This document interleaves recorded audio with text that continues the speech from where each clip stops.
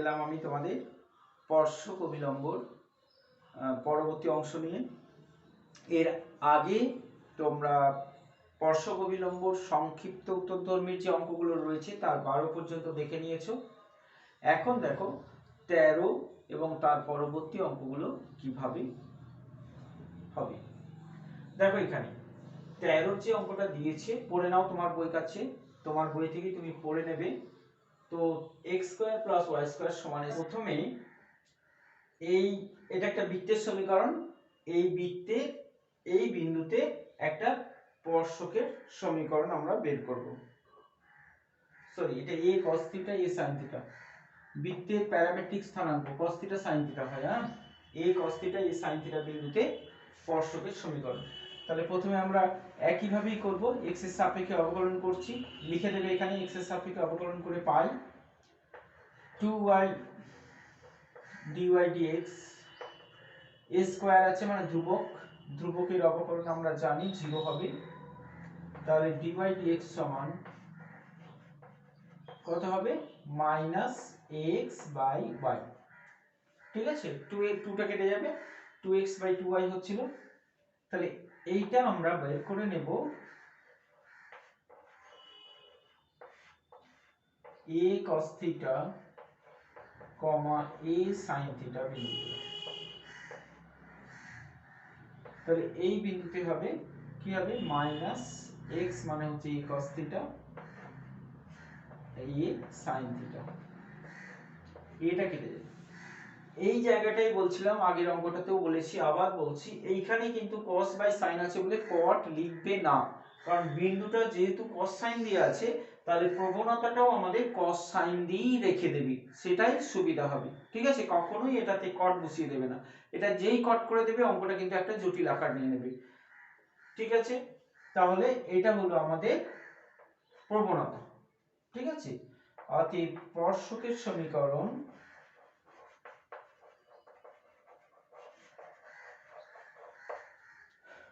y minus a sin theta সমান minus cos theta by sin theta into x minus a cos theta। ঠিক আছে, তাহলে এটা গুণ করে নেব, sin theta টা এদিকে গুণ করব, cos theta টা ওদিকে। কখনোই cos sin কে একসাথে ওদিকে গুণ করবে না, মনে থাকবে আবার, cos sin কে কখনোই একসাথে ওইদিকে গুণ করে দেবে না, sin কে সবসময় এদিকে গুণ করে নেবে, আর cos কে মানে নিচেরটাকে এদিকে গুণ করে নেবে, আর উপরেরটাকে ওইদিকে গুণ করে নেবে। ঠিক আছে, তাহলে আমরা পাচ্ছি দেখুন y sin theta minus a sin square theta সমান minus x cos theta plus a cos square theta। তাহলে আমরা সাজিয়ে নিয়ে পাবো x cos theta plus y sin theta। সাজাচ্ছি মানে সরলরেখা, কিন্তু এটা একটা সরলরেখা, যাতে প্রথমে x থাকে, তারপরে y থাকে, তারপরে ধ্রুবক পদ যা থাকবে সেটা আমরা লিখে দেব। এটাকে ওদিকে নিয়ে যাচ্ছি, তাহলে a cos square theta plus a sin square theta। তো এটা কমন নিলে sin square plus cos square মানে 1 হয়ে যায়, তার মানে শুধু a। তাহলে এটা হলো আমাদের স্পর্শকের সমীকরণ। একটা অ্যান্সার হয়ে গেল। ওখানেই দেখো আরো একটা প্রশ্ন আছে, তারপর দেখা উচিত। এই যখনই তারপর দেখা উচিত বলি, তাহলে জানবে যে এই যে উত্তরটা আমরা পেলাম, এই উত্তর ধরে আমাদের পরের অংশটাকে প্রমাণ করতে হবে। তো তারপর দেখা যে y equal to x plus,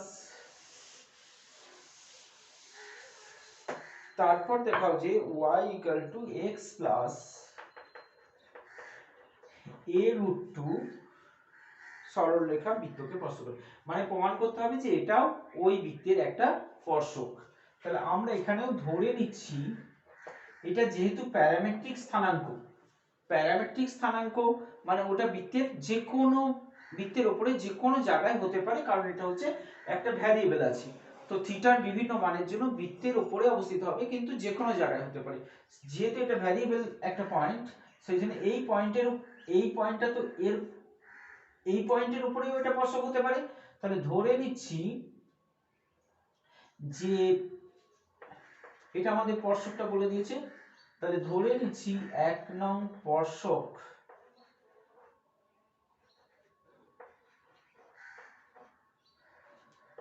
a cos theta a sin theta বিন্দুতে আছে।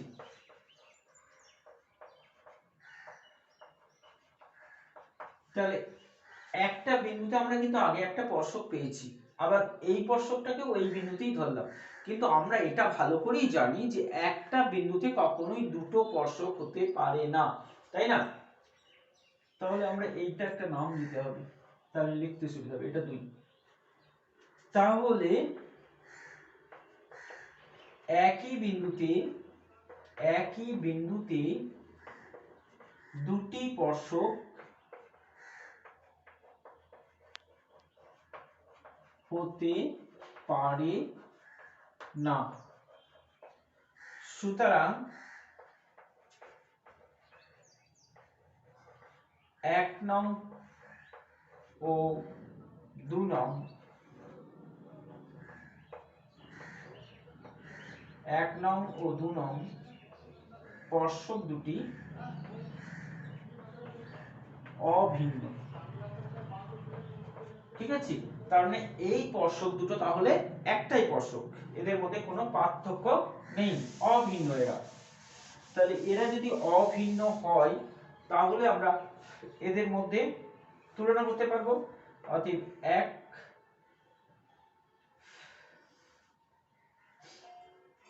আমরা আরেকবার লিখছি 1 নং স্পর্শকটা হচ্ছে, কারণ দুটো স্পর্শক দুরকম আকারে লেখা হয়ে গেছে, এটা সাধারণ আকারে লেখা আছে কিন্তু এটা y mx c আকারে আছে। আমরা প্রথমে দুটোকে একই আকারে লিখে নিচ্ছি, ঠিক আছে? তাহলে 1 নং স্পর্শকটা হচ্ছে, 1 নং স্পর্শক হচ্ছে এটা x cos theta plus y sin theta equal to a, এটা 1 নং স্পর্শক। আর 2 নং স্পর্শকটা হচ্ছে এটাকে আমরা সাধারণ আকারে সাজিয়ে লিখছি। সাধারণ আকারে সাজিয়ে লিখলে হবে x মাইনাস y সমান মাইনাস a রুট 2, ঠিক আছে? এটা আমাদের 2 নম্বর প্রশ্ন হলো। দুটো কি একই আকারে প্রকাশ করতে হবে, এটা সাধারণ আকারে আছে, এটাকে আমরা সাধারণ আকারে লিখলাম। হতে পারতো আমরা এটাকে যদি এইটা y mx c আকারে লিখতাম তাহলেও হতো, ঠিক আছে? এরপরে এই দুটো স্পর্শকের মধ্যে আমরা কম্পেয়ার করব, তুলনা করব। তাহলে যেহেতু এটা অভিন্ন, অতএব তুলনা করে পাই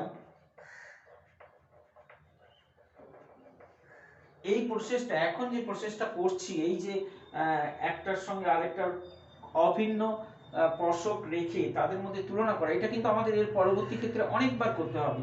সেজন্য এখন এটা ভালো করে দেখে নাও তুলনা কিভাবে করতে হয়। তুলনা করা মানে কিন্তু সহগগুলো নিতে হয়।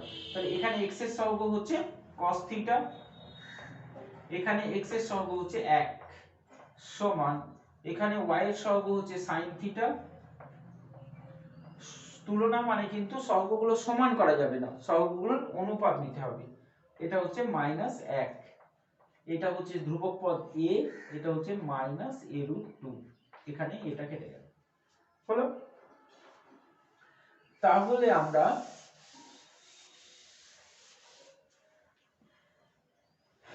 cos থিটা সমান পাচ্ছি, অতএব cos থিটা সমান হচ্ছে -1/√2, আর sin থিটা সমান হচ্ছে, দেখো sin থিটা সমান এটা মাইনাসটা আবার কেটে যাচ্ছে, তার মানে শুধু হচ্ছে 1/√2, ঠিক আছে? এখন sin থিটা হচ্ছে, cos থিটা হচ্ছে নেগেটিভ, এইভাবে ভাববো আমরা, cos থিটা হচ্ছে নেগেটিভ, sin থিটা হচ্ছে পজিটিভ। তো কোন কোয়াড্রেন্টে হচ্ছে, কোন পাদে হচ্ছে এটা?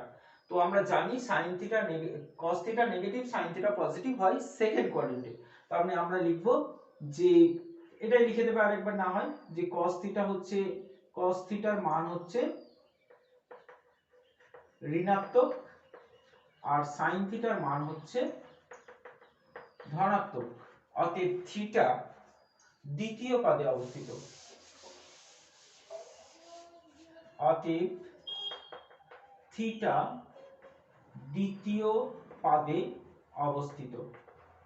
তাহলে যেহেতু থিটা দ্বিতীয় পাদে অবস্থিত হচ্ছে, অতএব থিটার মান হবে, দেখো এখান থেকে cos থিটা সমান -1/√2, 1/√2 মানে হচ্ছে 45 হয় sin 1/√2 মানে আমরা জানি কি এটা হচ্ছে sin 45 ডিগ্রি।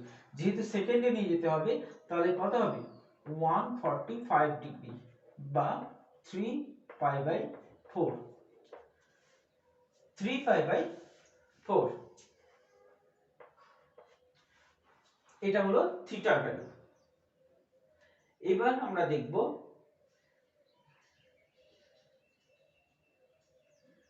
স্পর্শবিন্দুর স্থানাঙ্ক।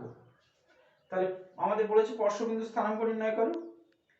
তাহলে এখান থেকে আমরা লিখতে পারবো যেহেতু থিটার আমরা নির্দিষ্ট মান পেয়ে যাচ্ছি, থিটার বাস্তব মান পাচ্ছি, তার মানে এটা দ্বিতীয় সরলরেখাটাও যেহেতু থিটার একটা বাস্তব মান আমরা পেয়ে যাচ্ছি, সেহেতু দ্বিতীয় সরলরেখাটা মানে 2 নম্বর সরলরেখা, অতএব 2 নং সরলরেখা বৃত্তের স্পর্শক। যদি এটা স্পর্শক না হতো, তাহলে এটা তোমরা নিজেরা মনে রাখবে, যদি এটা স্পর্শক না হতো তাহলে এখানে আমরা থিটার কোনো বাস্তব মান পেতাম না, মানে cos থিটা sin থিটা একই জায়গায় পৌঁছাতো না, দুটো আলাদা আলাদা মান পেতাম।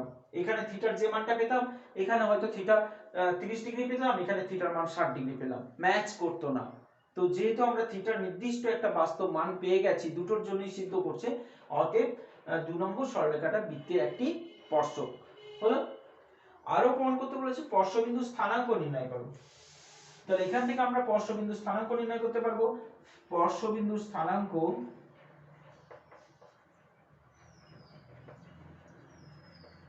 স্পর্শবিন্দুর স্থানাঙ্ক আমাদের দেওয়াই ছিল a cos theta a sin theta. তাহলে a cos থিটা, থিটা মানে হচ্ছে cos থিটার মানটা সরাসরি বসিয়ে দাও, তাহলে a * -1/√2 a * 1/√2। তার মানে স্পর্শবিন্দু স্থানাঙ্কটা হচ্ছে -a/√2, a/√2। এখানেও লক্ষ্য করে দেখতে পাবে এটা দ্বিতীয় পদে আছে, ঠিক আছে। তাহলে সব উত্তরগুলো হয়ে গেল 13 নম্বরে। তারপরে দেখো 14 নম্বরটা। তোমরা প্রথম অংশের উত্তর নিশ্চয়ই খুব সহজে করতে পারবে, কারণ 1, বিন্দুতে বক্রের স্পর্শকের সমীকরণটা প্রথমে বের করে নেব আমরা। এই বক্রটা 1, বিন্দুতে আগে আমরা স্পর্শকের সমীকরণ বের করব। স্পর্শকের যে সমীকরণটা বেরোবে সেটা এর সাথে সমান্তরাল ভাবে আছে। তাহলে এখানে আমরা স্পর্শকের সমীকরণ বের করব। তাহলে যেভাবে আগেও করছিলাম, নতুন কিছু না, এই অংশটা তোমরা নিজেরাই করতে পারবে। তাহলে 3x² a dy dx জানি আমরা,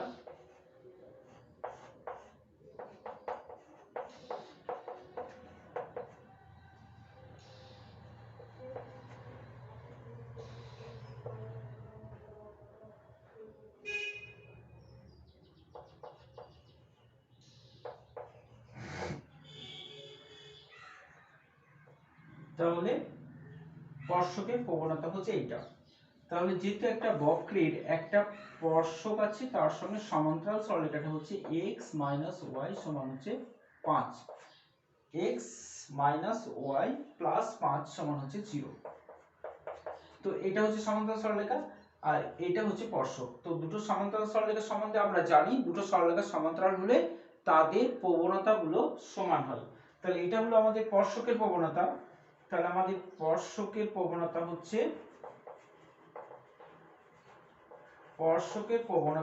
3 + a, আর সমান্তরাল সরলরেখার প্রবণতা হচ্ছে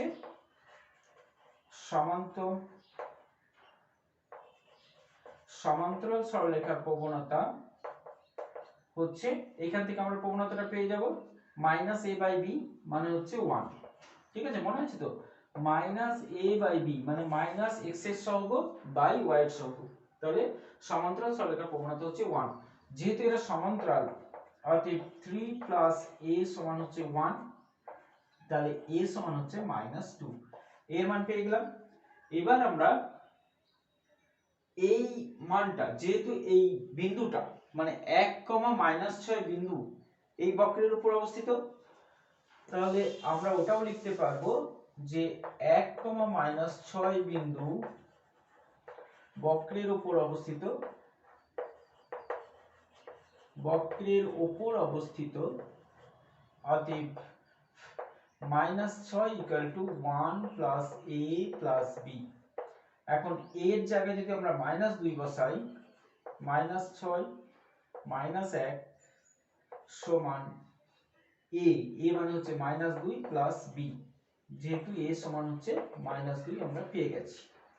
তাহলে এখান থেকে নিশ্চয়ই b পেয়ে যাব।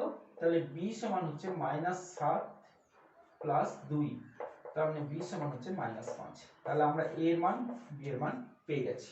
ঠিক আছে, তারপরে দেখো 15, 16, 17 একই রকমের অঙ্ক, ওগুলো সব স্পর্শবিন্দু দেওয়া আছে। স্পর্শবিন্দুতে স্পর্শকের সমীকরণ আমরা সহজেই বের করতে পারবো। 18টা দেখো, 18টাও কিন্তু আগের মতোই, একটু পার্থক্য, স্পর্শবিন্দুটা সরাসরি বলে দেয়নি, বা স্পর্শবিন্দুটা কোথায় থেকে পাবো আমরা একটু ঘুরিয়ে হলেও কিন্তু বলে দিয়েছি। তাহলে এখানেও আমাদের স্পর্শবিন্দুটা প্রথম বের করতে হবে। তো স্পর্শবিন্দু বের করতে গেলে আমরা জানি নতি বা কিছু একটা বলে দেয়। তো এখানেও দেখো নতিটা একটু ঘুরিয়ে হলেও বলে দিয়েছে। কি বলেছে? এর স্পর্শকটা হবে এই সরলরেখার সমান্তরাল। তার মানে এই স্পর্শকের নতি কত হবে? এই সরলরেখার নতির সঙ্গে সমান। তাহলে আমরা প্রথমে স্পর্শকের নতিটা বের করে নেব। তাহলে এখান থেকে আমরা x এর সাপেক্ষে অবকলন করব। তাহলে x এর সাপেক্ষে অবকলন করে পাই dy dx ইকুয়াল টু হচ্ছে √x, মানে হচ্ছে 1/2 √3x - 2 ইনটু 3x - 2 এর অবকলন হচ্ছে 3। কখনোই উভয় পক্ষের বর্গ করে তারপরে কিন্তু অবকলন করবে না, কারণ এটা করা যাবে না।